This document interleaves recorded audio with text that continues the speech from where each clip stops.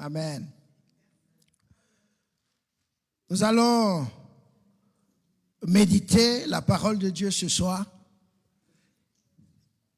Et ce soir, le thème que le Seigneur m'a donné pour son Église. Un message que j'ai reçu de la bouche du Seigneur. Et ce soir, je prie qu'il me donne de transmettre fidèlement cette parole à son Église. Parce que le Seigneur a un message pour chacun de nous ici ce soir. Amen. Allez. Alors, prête-lui ton oreille. Ce n'est pas moi qui va donc parler, c'est le Seigneur. Il va seulement utiliser ma bouche comme il pouvait utiliser ta bouche pour parler à son Église. Amen. Alléluia. Le thème que le Seigneur m'a donné, c'est les obstacles à l'illumination de nos yeux spirituels. Vous savez, depuis décembre de 2022, le Seigneur a donné un thème pour l'année 2023 qui est l'illumination de nos yeux spirituels. Ce thème est très, très important. Et nous avons prié tout le mois de décembre et nous continuons de prier pour que Dieu puisse illuminer nos yeux spirituels. Vous savez, la vie chrétienne est une vie d'illumination. La Bible dit que quand nous n'avons pas Jésus comme notre sauveur personnel,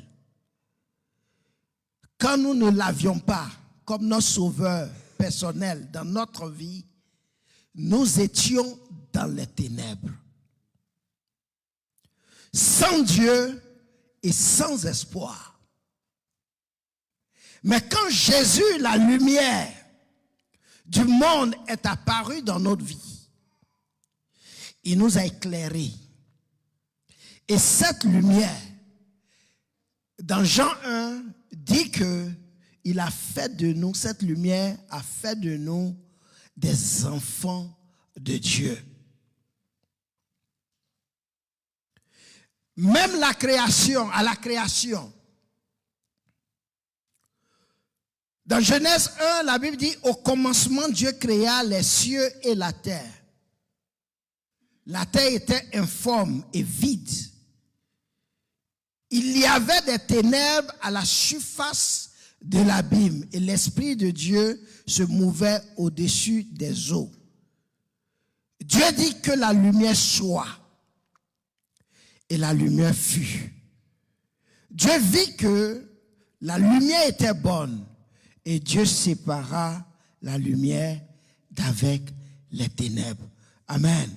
Et quand on lit l'histoire de la création, dans Genèse, on comprend que quand chaque fois Dieu voulait créer quelque chose, il faisait un constat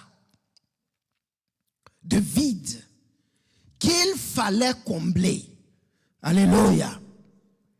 Même avec Adam, la Bible dit que Dieu a vu qu'il n'était pas bon pour Adam d'être seul.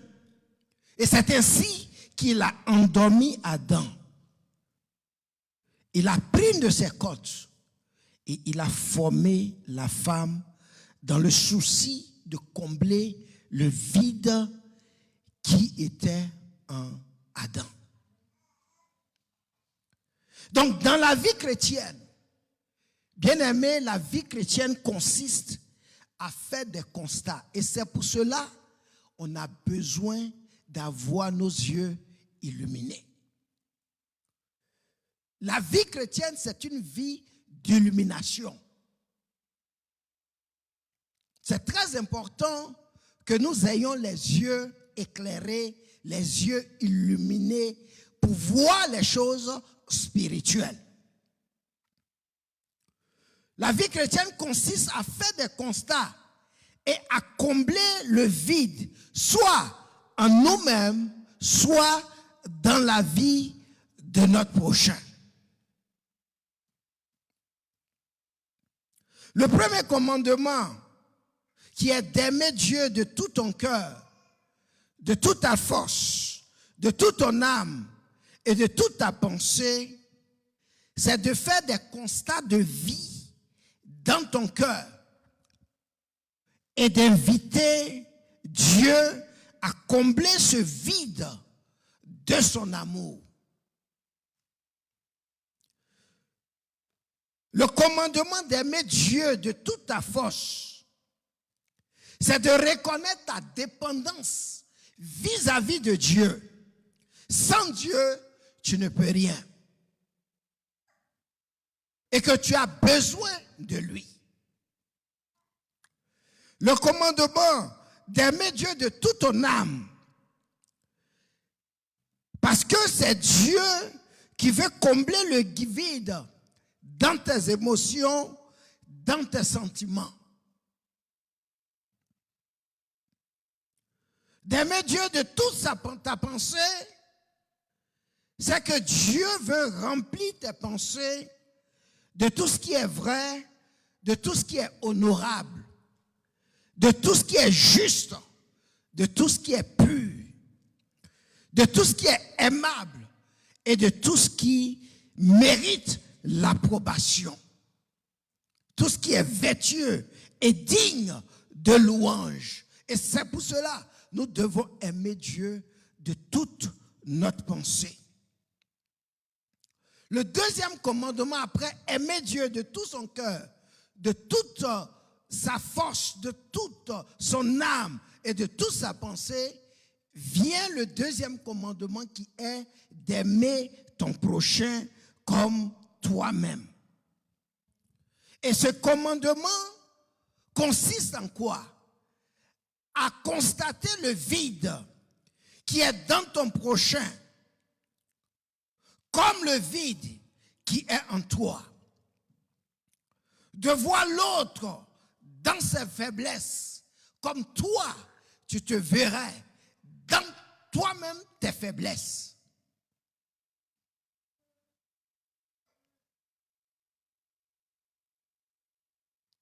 C'est donc voir les souffrances de tes frères, de tes sœurs, et vous les voir comme si ces souffrances étaient tes souffrances, comme si ces peines étaient tes peines, comme si ces manques étaient tes manques, ces besoins étaient tes besoins. Et quand tu fais un constat comme ça, qu'est-ce que tu dois faire? C'est de prier, c'est de chercher à combler ce vide dans ton prochain. C'est pour cela que la Bible dit d'aimer ton prochain comme toi-même. Donc, bien aimé, la vie chrétienne, c'est une vie de l'illumination des yeux spirituels. Nous avons besoin d'être éclairés spirituellement pour voir comme Dieu nous voit, pour voir comme Dieu voit les autres. Le diable connaît l'importance de l'illumination des yeux spirituels. Et c'est pour cela il fait tout pour tenir ce monde dans les ténèbres. Dans 2 Corinthiens 4, Paul dit, si notre évangile est encore voilé, si l'évangile que nous prêchons est encore voilé, il est voilé pour ceux qui périssent, pour les incrédules dont le Dieu de ce siècle a aveuglé l'intelligence, afin qu'ils ne vissent pas briller la splendeur de l'évangile de gloire de Christ, qui est l'image de Dieu. Amen. Donc, bien aimé, si tu es là ce soir et que tu n'as pas accepté Jésus comme son sauveur personnel, ou bien que le Seigneur t'a parlé, mais que tu es incrédule, ce n'est pas de ta faute, c'est parce que le Dieu de ce siècle a aveuglé ton intelligence.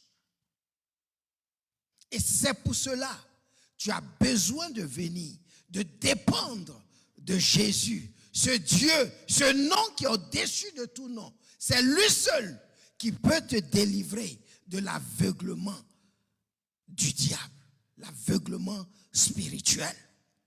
Alléluia. C'est très important. Si tu connais quelqu'un qui n'est pas chrétien, qui n'est pas né de nouveau et qui est incrédule, quand tu lui parles de la parole de Dieu, c'est parce que le diable, le Dieu de ce siècle, a aveuglé son intelligence. Il ne voit pas briller la splendeur de l'évangile de gloire de Christ comme toi tu vois. Et c'est pour cela, avant d'aller annoncer la parole à quelqu'un, nous devons prendre le temps de prier pour cette personne, pour que Dieu puisse l'illuminer, pour que Dieu puisse l'éclairer, avant de lui annoncer l'évangile. Amen. C'est pourquoi nous qui sommes éclairés par la lumière de Christ, nous avons besoin de prier pour ceux qui ne connaissent pas le Seigneur, pour qu'ils soient éclairés, pour que l'Esprit de Dieu les illumine, parce qu'ils sont des aveugles spirituels.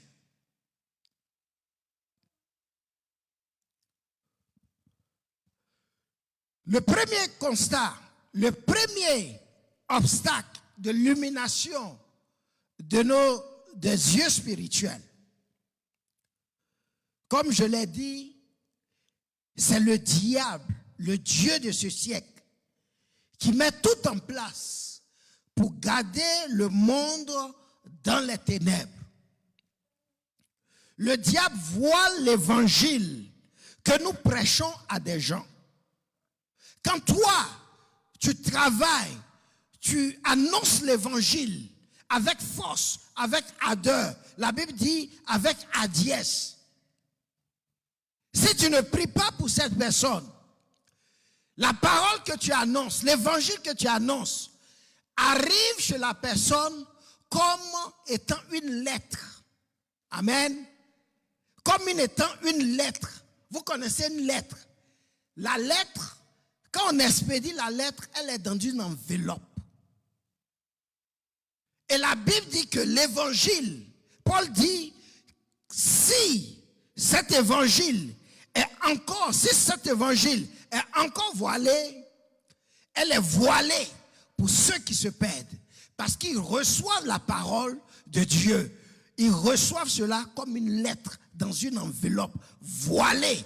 Ils n'ont pas le message. Ils ne peuvent pas voir la splendeur du message de l'évangile comme vous et moi. Et c'est pour cela que nous avons besoin de prier pour eux. La personne qui ne reçoit pas, cette personne à qui tu parles de Jésus, ne reçoit pas le contenu de ton message, parce que ton message est enveloppé, elle est voilée par le Dieu de ce siècle. Le diable, la Bible dit que le diable a aveuglé leur intelligence. Leur intelligence est encore dans le noir. Il ne reçoit pas les choses spirituelles et il ne peut pas les connaître parce que c'est un homme animal. Et l'homme animal ne reçoit pas les choses de l'Esprit de Dieu. Car elles sont une folie pour lui. Il ne peut les connaître parce que c'est spirituellement qu'on en juge. Donc le premier obstacle à l'illumination des yeux spirituels, c'est le diable qui aveugle l'intelligence de l'homme. Et c'est pour cela, en tant qu'Église, nous avons besoin de nous lever pour prier, pour que le monde soit illuminé, pour que les yeux spirituels s'ouvrent sur la splendeur de l'évangile de gloire. l'évangile de Jésus-Christ. Amen. Très, très important.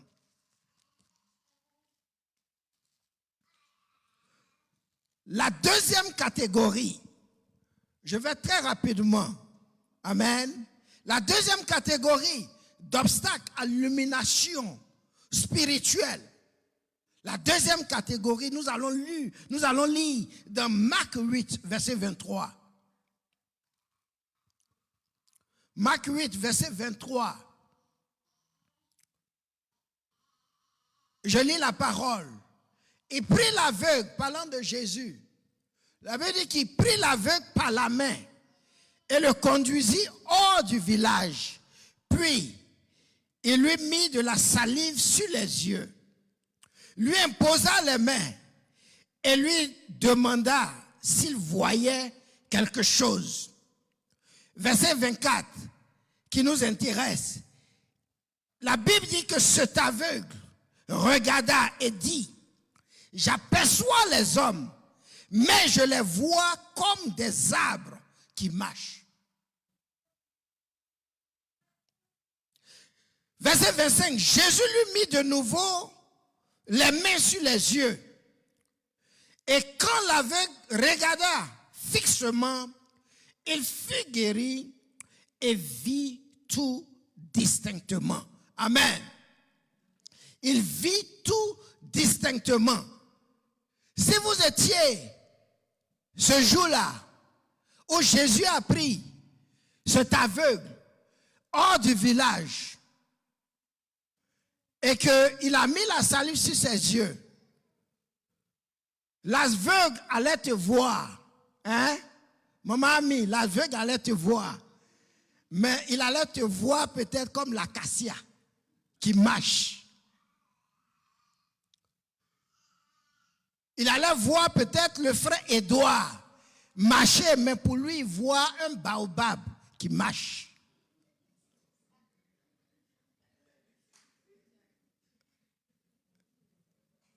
Il allait me voir, moi c'est tellement petit, il allait me voir comme les arbres du désert qui marchent. Il ne voyait pas distinctement. Et ça, c'est un obstacle. C'est un obstacle à l'illumination spirituelle. C'est que tu vois flou spirituellement.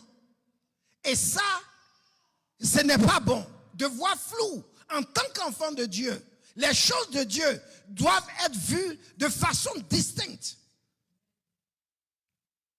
Les choses spirituelles ont besoin d'être vues de façon distincte. Et c'est pour cela, Jésus, la lumière du monde, est venu éclairer pour que nous voyions distinctement.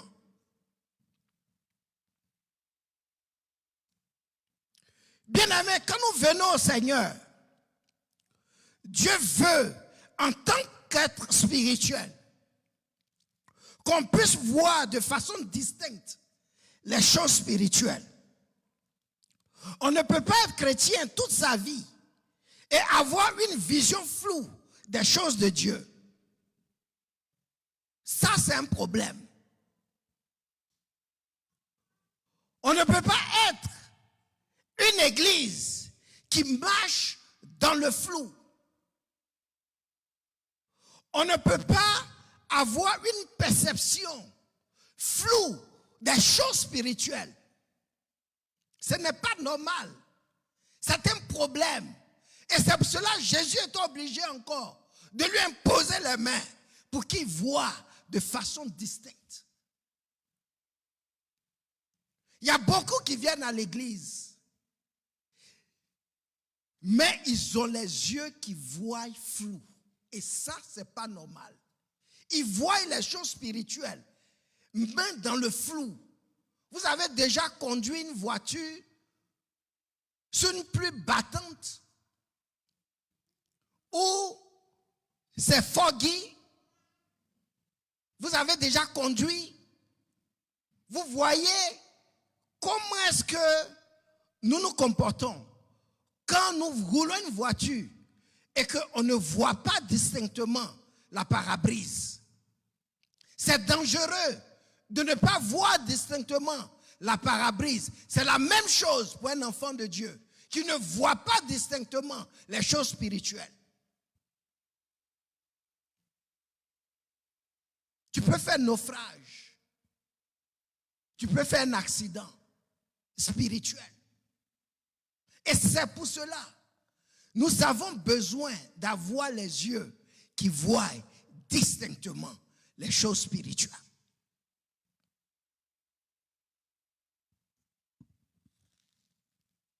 Un pasteur qui n'a pas une vision claire et nette de ce que Dieu veut faire avec son église, il va tourner en rond.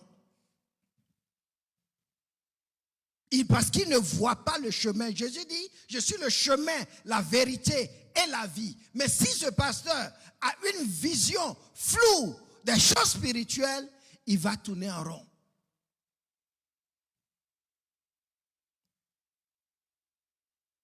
L'apôtre Pierre avait une perception floue, limitée et erronée du salut de Dieu, jusqu'à ce que le Seigneur lui-même lui envoie une vision.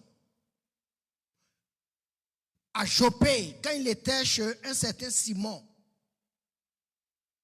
sous la toiture de sa maison. Pour lui, Jésus était venu. Le salut appartenait seulement aux Juifs. Et que les Gentiles, les Romains, n'avaient pas droit au salut à Jésus. Et Jésus était obligé, dans la conversion de Corneille, de se révéler d'une vision à Pierre, où il envoyait un tapis. Et sur le tapis, il y avait des reptiles. Il y avait de la nourriture qui était interdite en temps normal à un juif de manger. Et Dieu lui a dit, tue et mange. Il a dit non, moi je ne peux pas manger ça. Et Dieu lui a dit, faut pas considérer impur ce que Dieu considère pur. Et il est, à cause du temps, on ne va pas lire. Après cela, vous connaissez l'histoire dans Acte 10. Si vous avez le temps à la maison, vous pouvez lire l'histoire. Il est allé avec les serviteurs de Corneille chez lui. Et quand il est arrivé chez Corneille, Corneille lui a donné la raison pour laquelle il est allé le faire chercher. Et le verset 28 de Acte 10, j'aime ce que Pierre a dit. Quand Dieu a illuminé ses yeux et qu'il voyait distinctement le salut de Jésus. Voilà ce qu'il a dit dans Acte 10, verset 28. Il dit, vous savez, leur dit-il, il est défendu à un juif de se lier avec un étranger ou d'entrer chez lui. Mais Dieu m'a appris à regarder aucun homme comme souillé et impur. Amen. Dieu m'a appris à regarder aucun homme souillé comme impur. Que Dieu nous apprenne ce soir, bien-aimés, à regarder, à ne regarder aucun homme comme souillé et impur. Parce que Dieu, il sauve tout le monde. Jésus est venu pour sauver, chercher et sauver tous ceux qui sont perdus, sans distinction de race. Pierre avait une vision floue du salut de Jésus-Christ. Au verset 34 du même chapitre 10, la Bible dit alors, Pierre ouvrant la bouche dit, en vérité, je reconnais que Dieu ne fait point acception de personne. Alléluia. Quand il a vu le salut qui est entré chez Corneille, non seulement chez Corneille, mais toute sa famille, tous ses amis qu'il a invités, la puissance de Dieu est descendue sur eux. Et Pierre a dit, aujourd'hui là, En vérité, je reconnais que Dieu ne fait point acception de personne. Mais qu'en toute nation, celui qui le craint et qui pratique la justice, lui est agréable. Alléluia. Il a envoyé la parole aux fils d'Israël en leur annonçant la paix par Jésus-Christ, qui est le Seigneur de tous. Amen. Qui est le Seigneur de tous. Voilà quelqu'un qui a eu les yeux illuminés, qui ne voit plus flou du salut du Seigneur. C'est dangereux pour un chrétien d'avoir les yeux flous, de voir flou les choses spirituelles.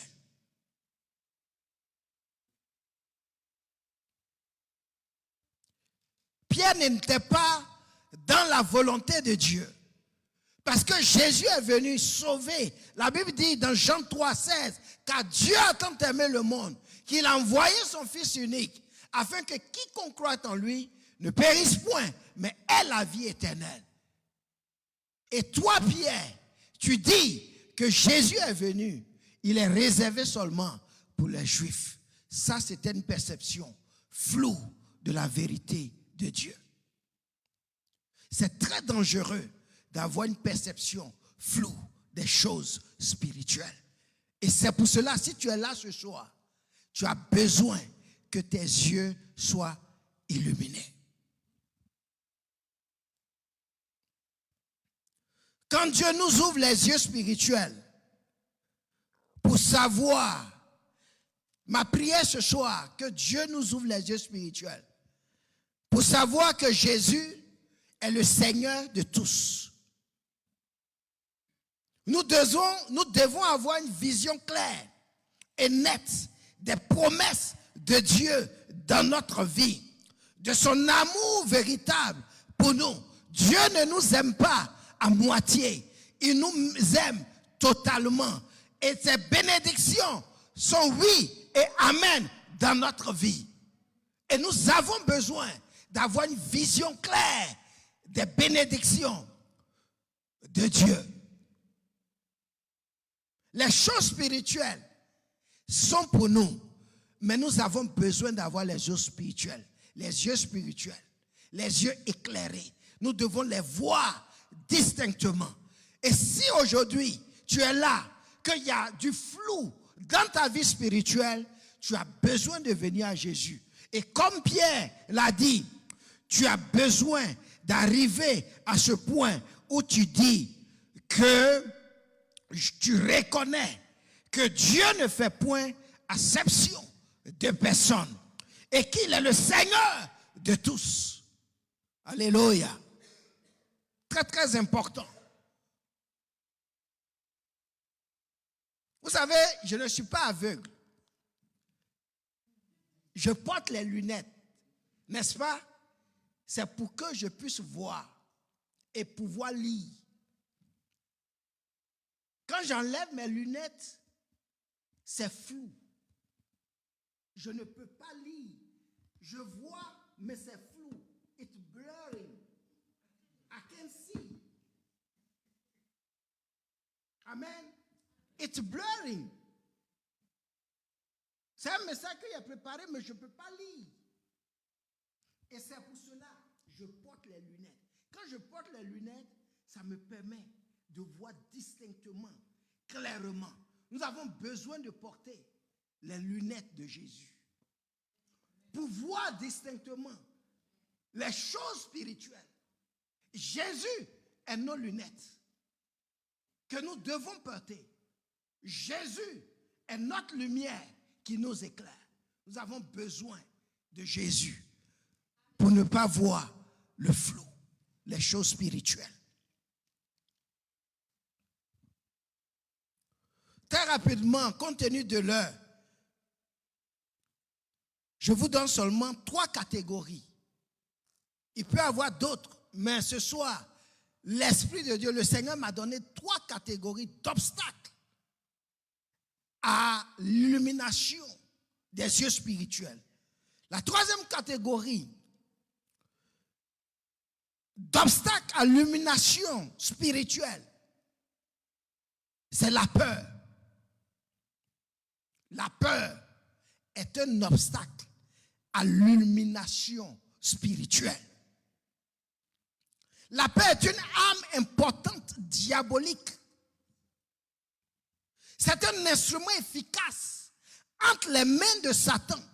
Le diable utilise la peur pour terrifier le monde et de plus en plus les chrétiens.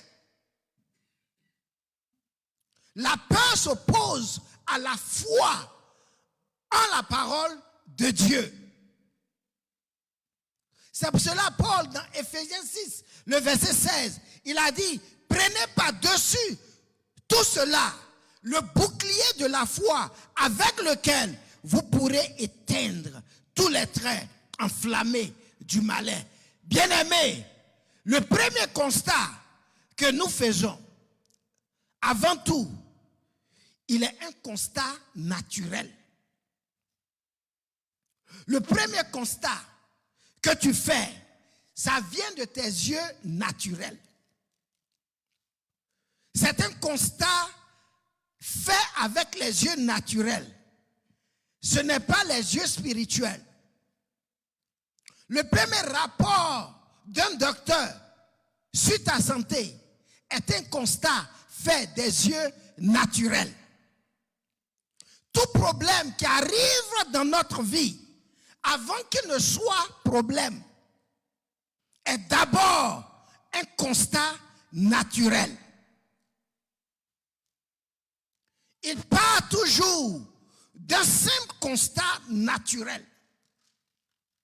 Maintenant, pour que ce constat fait soit un problème dans ma vie, tout va dépendre de moi. Soit on accepte d'appliquer la foi en la parole de Dieu, soit on choisit de se laisser envahir, dominer par la peur. Et si tu choisis de te laisser dominer par la peur, alors ce constat naturel devient, ce constat de départ, devient alors un problème pour toi. Dès le départ, ce n'est pas un problème jusqu'à ce que la peur rentre dedans. Et c'est pour cela Paul dit qu'il est bon pour nous de prendre par-dessus tout le bouclier de la foi, avec lequel nous pouvons éteindre tous les traits enflammés du malin. Nous allons lire dans 2 Rois 6 pour comprendre, pour cerner ce que je dis. Tout part d'un constat naturel. Tout part d'un constat naturel. Le constat premier n'est pas d'abord un problème. Ce n'est pas un souci. Tout dépend de ce que je fais avec le constat. Et c'est là que ça devient soit un problème ou une solution. Lisons 2 Rois 6, verset 15. Vous connaissez bien l'histoire. C'est l'histoire du prophète Élisée. La Bible dit que Élisée était tellement rempli du Saint-Esprit que le roi de la Syrie, avec son état-major, il faisait des complots contre le peuple d'Israël. Mais chaque fois qu'il faisait le complot, Dieu révélait à son serviteur le plan du roi de Syrien. Et Élisée informait donc le roi d'Israël du plan des Syriens. Et le roi syrien était toujours dans la défaite. Jusqu'à un jour, il a appelé son quartier général, ses généraux. Et il a dit, mais est-ce que parmi nous là, il y a un traître? Parce que je ne comprends pas. On fait des plans ici. Quand on est prêt à exécuter ces plans, je m'en rends compte que le peuple d'Israël connaît toujours ce plan en avance et il déjoue nos projets. Et on lui a dit, non, le roi, c'est pas qu'il y a un traître parmi nous, mais c'est le prophète Élisée qui a Dothan. Cet homme-là, tout ce que tu dis, même dans ta chambre, il connaît. Le roi a dit, ah bon? Si c'est ça là, allez le chercher. Allez, prenez tous les chars de mon armée, les chevaux.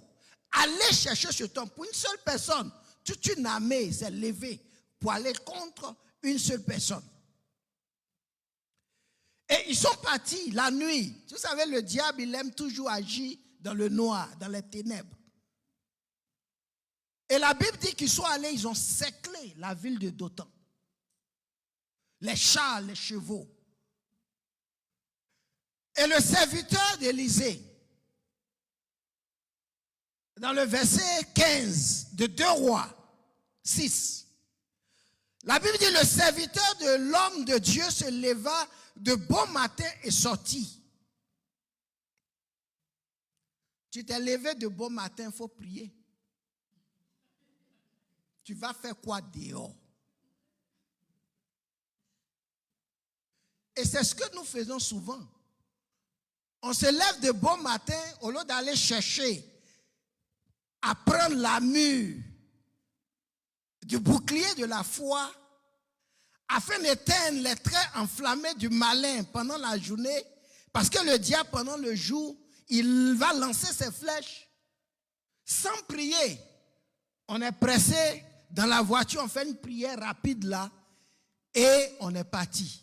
Si tu fais ça, tu vas faire un constat dehors. Tu vas voir les Syriens sont postés. Donc le serviteur d'Élisée, on dit s'est levé de bon matin. Et il est sorti. Et voici, une troupe entourait la ville. Et les chevaux, avec des chevaux et des chars. Et le serviteur dit à l'homme de Dieu, oh, ah, mon Seigneur, comment ferons-nous? Le verset 16. Et ça, maintenant, c'est l'homme de Dieu.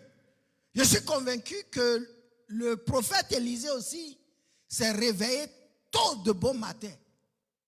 Mais lui, je suis convaincu qu'il n'est pas sorti. Il est allé dans la présence de Dieu. Il cherchait la face du Seigneur. Mais comme son serviteur est sorti, et il est venu, il dit, ne crains point, car ceux qui sont avec nous sont en plus grand nombre que ceux qui sont avec eux. Et le verset 17, Élisée pria et dit, Éternel, ouvre ses yeux pour qu'il voie. Et l'Éternel ouvrit les yeux du serviteur, qui vit la montagne pleine de chevaux et de chars, de feu entourait Élisée. Et le verset 18, les Syriens descendirent vers Élisée. Il adressa alors cette prière à l'Éternel, d'en frapper d'aveuglement cette nation. Et l'Éternel les frappa d'aveuglement selon la parole d'Élisée. Amen. Selon la parole d'Élisée. Quand tu te réveilles le matin là, va dans la présence de Dieu. Il ne faut pas courir pour aller dehors. Il y a les Syriens dehors. Il ne faut pas courir. Prends le temps dans la présence de Dieu. Prends les armures spirituelles. Parce qu'en journée, il aura les flèches qui vont voler. Il aura la contagion qui frappera en plein midi. Prends le temps dans la présence de Dieu. Le serviteur du prophète Élisée, qui s'est levé de bon matin, au lieu de prier, il est sorti. Et comme il est sorti, il a vu une troupe syrienne avec des chars, des chevaux.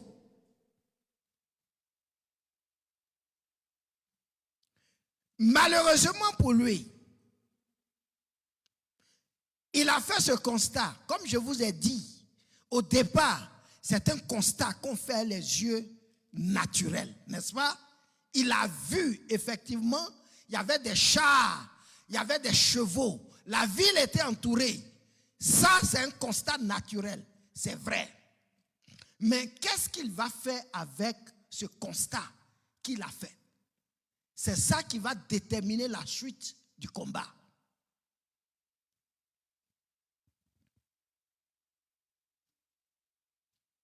Il est sorti de beau matin. Vous convenez avec moi qu'il a fait un constat, qu'il avait une armée syrienne qui entourait la ville, n'est-ce pas? Est-ce qu'il y avait une troupe qui entourait la ville avec des chevaux et des chars? Je vous pose la question. Oui, il y avait des chars, il y avait une troupe. Mais entre la foi et la peur, qu'est-ce qu'il a pris par-dessus tout?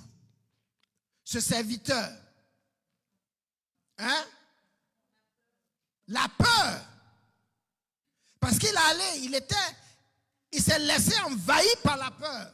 Quand il a vu cette troupe d'armée syrienne, il s'est laissé envahir par la peur. Et cette troupe syrienne est devenue pour lui un problème. Au point où il allait vers Élisée, il a dit, oh mon Seigneur, que ferons-nous? Nous sommes foutus. Ils sont trop nombreux. C'est un peuple, c'est une troupe, ils ont entouré toute la ville. Il n'y a pas de moyen d'échappatoire ici. Toutes les sorties, les entrées sont bouchées. On est fini, mon Seigneur. La peur l'a gagné.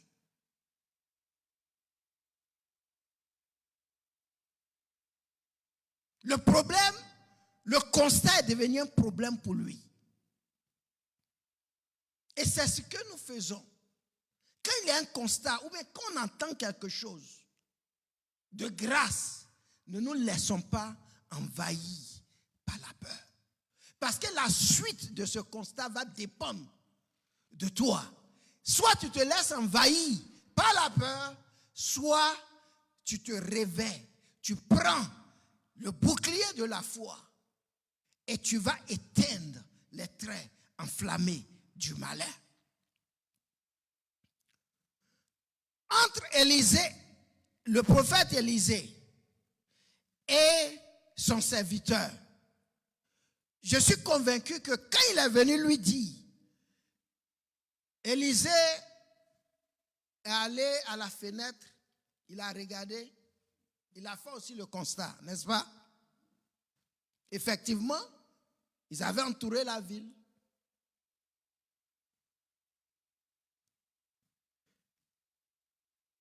Mais, entre la foi en la promesse de Dieu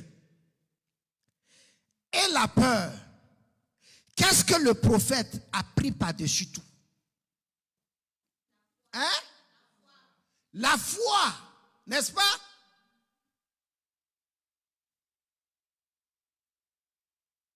Est-ce qu'il a pu enrayer, éteindre les traits enflammés du diable? Oui ou non?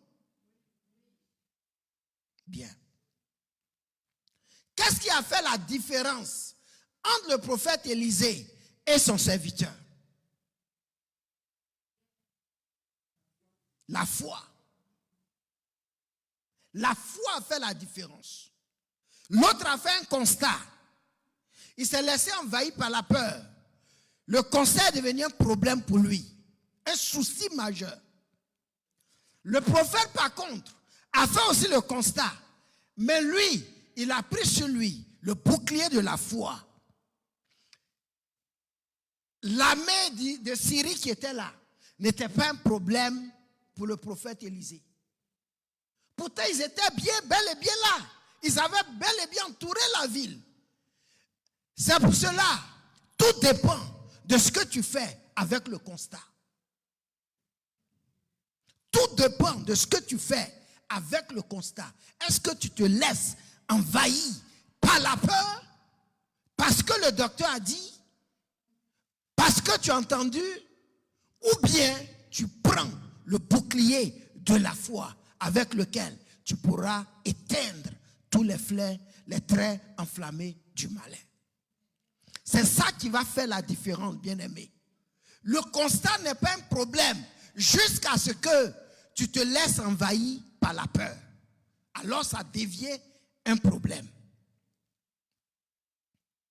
Est-ce que ce constat naturel du départ est devenu un problème pour le prophète? Non. Pourquoi pas? Pourquoi pas? Pourquoi ce n'est pas devenu un problème pour lui? Il a dit, mon petit, reste tranquille.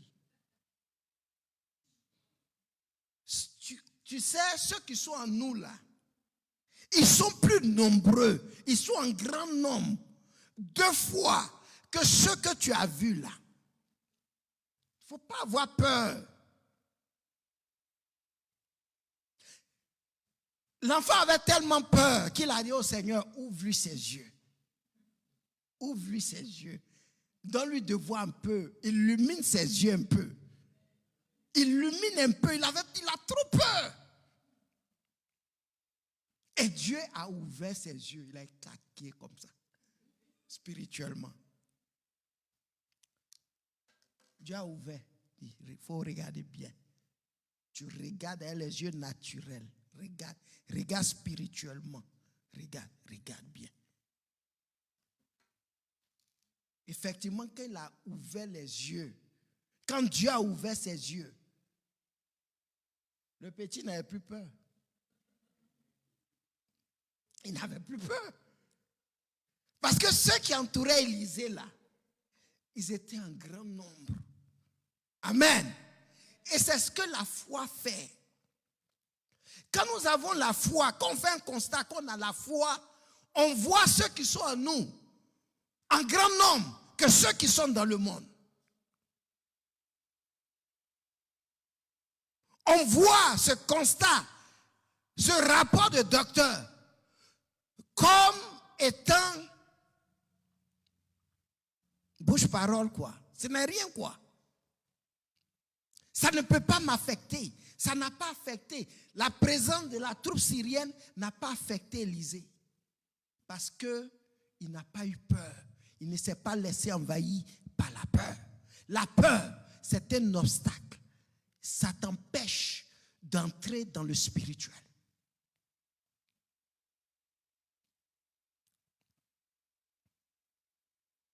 Donc tout part, comme je l'ai dit, du naturel. Mais si tu sais appliquer la foi, le surnaturel, tu sais appliquer le surnaturel sur le naturel, le constat ne deviendra jamais un problème pour toi. Le constat ne deviendra jamais un problème pour toi si tu sais appliquer le surnaturel, la foi en la parole de Dieu. La peur nous empêche de voir dans le surnaturel, dans la provision surnaturelle.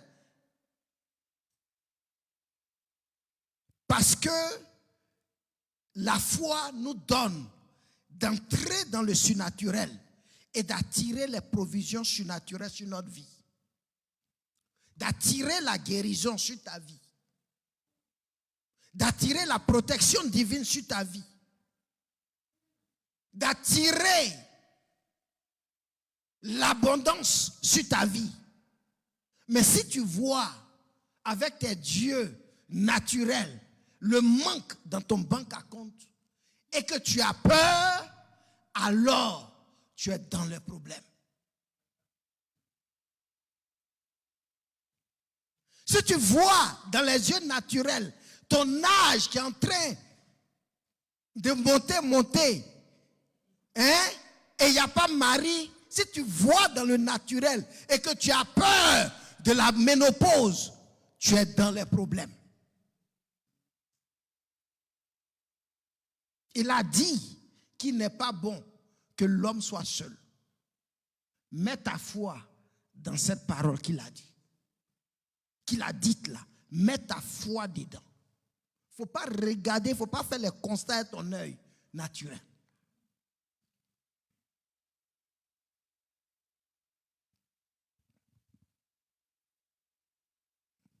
La peur nous empêche de voir dans le surnaturel.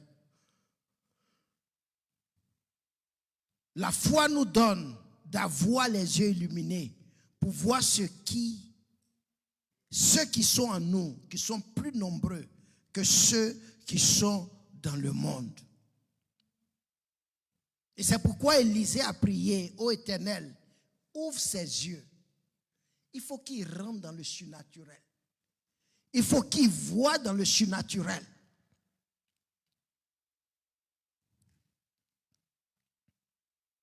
Et c'est pourquoi l'apôtre Paul lui-même prie pour nous dans Éphésiens 1, notre verset de l'année. Très, très important. Et c'est pour cela que Dieu a révélé ce thème à ton église. Parce que nous devons marcher dans l'illumination des yeux spirituels et non dans la peur. Paul dit dans Éphésiens 1, 17, afin que le Dieu de notre Seigneur Jésus-Christ, le Père de gloire, vous donne un esprit de sagesse et de révélation dans sa connaissance. Et qu'il illumine les yeux de votre cœur pour que vous sachiez quelle est l'espérance qui s'attache à son appel. Quelle est la richesse de la gloire de son héritage qu'il réserve aux saints. Et quelle est envers nous qui croyons l'infinie grandeur de sa puissance se manifestant avec efficacité par la vertu de sa force. Il a déployé cette puissance en Christ en le ressuscitant des morts et en le faisant asseoir à sa droite dans les lieux célestes. Au-dessus de toute domination, de toute autorité, de toute puissance, de toute dignité, de tout nom qui peut se nommer, non seulement dans ce siècle présent, mais encore dans le siècle à venir. Alléluia. Le nom au-dessus de tout nom. Tu as le nom au-dessus de tout nom. Tu n'as pas à avoir peur, mon frère. Tu n'as pas à avoir peur, ma soeur. Et Dieu a besoin de t'ouvrir les yeux. Il faut que nos yeux s'illuminent. Pour qu'on voit l'espérance qui est attachée à ton appel. Dieu ne t'a pas appelé comme ça pour te laisser comme ça. Non, il a dit je serai avec toi jusqu'à la fin du monde.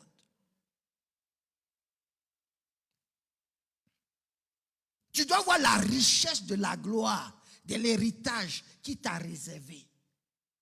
Tu dois voir les yeux spirituels. Tu dois taper dans le surnaturel pour voir la richesse que toi tu as. Si tu vois le constat des dieux naturels, tu vas te voir comme pauvre ici aux États-Unis. Je n'ai rien.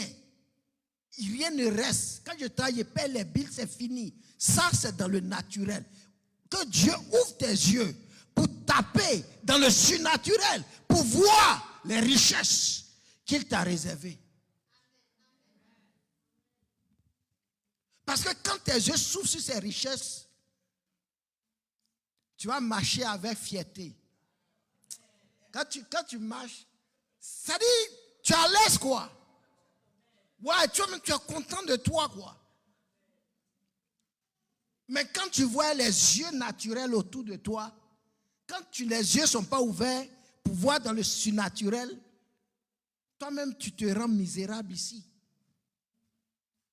Et comme tu te vois misérable, la Bible dit, comme toi-même tu te vois là, c'est ce que tu es. Et comme tu te vois comme ça, les autres aussi te voient comme ça.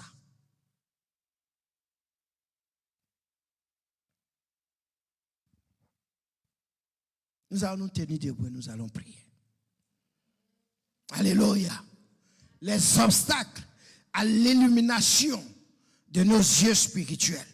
Le diable a aveuglé le Dieu de ce monde, a aveuglé ce monde, l'intelligence de ce monde. Parce qu'ils ne veulent pas Il ne veut pas que les hommes soient éclairés pour voir l'espérance qui attache à l'appel de Dieu. Il ne veut pas qu'ils voient la richesse que Dieu leur a réservée. Il ne veut pas qu'ils connaissent, qu'ils sachent l'infinie grandeur de la puissance de Dieu sur notre vie. Il ne veut pas que le monde puisse connaître. Et à cause de cela, il aveugle l'intelligence. Il les tient captifs dans le noir. Ton patron, même s'il est le DG de la société, s'il n'a pas le Seigneur, il tâtonne. Il est un aveugle spirituel. Il ne faut pas l'envier. Amen. Si tu as quelqu'un envie les enfants de Dieu. Parce qu'eux, ils ont une richesse. Celui qui en eux est plus fort que celui qui est dans le monde. Il ne faut pas l'envier. Parce que c'est un aveugle.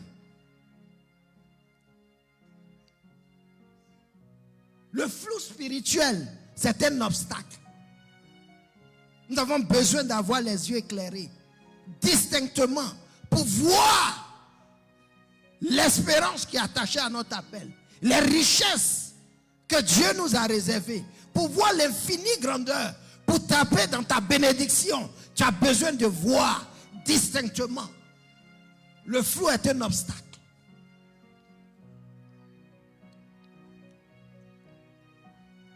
Et le troisième obstacle, c'est quoi? La peur. Oh, la peur, l'âme. C'est une âme que le diable utilise. Même à les chrétiens, même c'est encore grave. Parce que les autres qui sont dans le monde là, lui tout le temps il travaille, lui il n'a pas de problème. Mais c'est à les chrétiens même qui appliquent la peur. Ils oublient même la parole de Dieu. Ils oublient les promesses de Dieu. Quand on leur donne un constat, quand on leur annonce quelque chose, ils tremblent, ils ont peur. Comme le serviteur d'Élisée. Revêtons-nous, prenons sous nous le bouclier de la foi. Alléluia. La foi te permet d'être agréable à Dieu. Amen. Élisée a utilisé la foi et il était agréable à Dieu. Quand il a demandé à Dieu, Seigneur, frappe cette troupe-là d'aveuglement. Frappe-les d'aveuglement. Il n'avait pas peur. Il dit, frappe-les. La Bible dit quoi? Dieu les a frappés d'aveuglement. Pourquoi? Parce qu'il avait la foi dans la promesse de Dieu. Quand tu as la foi, tu es agréable à Dieu. Tout ce que tu demandes, Jésus a dit, tout ce que vous demanderez en mon nom, il va vous l'accorder. Avec la foi, tu as tout ce que tu veux. Prions le Seigneur. Alléluia. Prie pour le message que tu as reçu. Le Seigneur t'a adressé à toi. Il y a un message particulier que Dieu t'a adressé. Prie. Si tu as la peur en toi, chasse la peur en toi. Dis à Dieu, tu dépends de lui. Que ce soit, tu as compris que lui qui est en toi est plus fort. Il est au-dessus des dominations, des autorités. Il a le nom au-dessus de tout nom. Et c'est lui qui vit en toi. Et bannis la peur en toi. Si tu vois flou les choses spirituelles, prie que Dieu t'impose les mains, que le Saint-Esprit t'ouvre les yeux pour que tu voies les choses spirituelles de façon distincte. C'est un danger d'être à l'église et de marcher dans le flou spirituel. Prie le Seigneur. Demande à Dieu. Demande à Dieu. Non seulement prie pour toi-même, mais prie pour que ce voile soit enlevé dans la vie de ce monde. L'aveuglement spirituel soit détruit au nom de Jésus sur la vue. Jésus a prié, il a dit, je ne prie pas pour eux seulement, mais je prie pour tous ceux qui croiront à leur prédication Et nous devons prier pour ces gens-là. Ceux à qui nous annonçons l'évangile. Pour que Dieu les délivre de l'aveuglement spirituel. Que Dieu te donne de connaître sa richesse de gloire dans son héritage. Que tu puisses connaître que ce soir, il ouvre tes yeux sur l'infinie grandeur de sa puissance. Que rien ne te fasse peur au nom de Jésus-Christ de Nazareth. Je bannis la peur dans ton église. Parce que rien ne t'est impossible. Au nom de Jésus-Christ, nous chassons la peur. Seigneur, donne-nous la foi. Seigneur, donne-nous d'avoir une foi grande dans ta parole. Seigneur, bénis cette parole dans les cœurs, dans les vies ce soir. Que la peur soit chassée. Que tout autre nom de maladie, de situation, que ce soit disparaisse. Que le nom de Jésus soit dans les cœurs. Au nom de Jésus-Christ de Nazareth. Seigneur, fortifie-nous. Fortifie ton église. Que toute la gloire te revienne. Merci pour ta parole. Que toute la gloire te revienne. Au nom de Jésus. Amen. Amen. Que Dieu vous bénisse. Amen. Allons dans la victoire avec les yeux illuminés.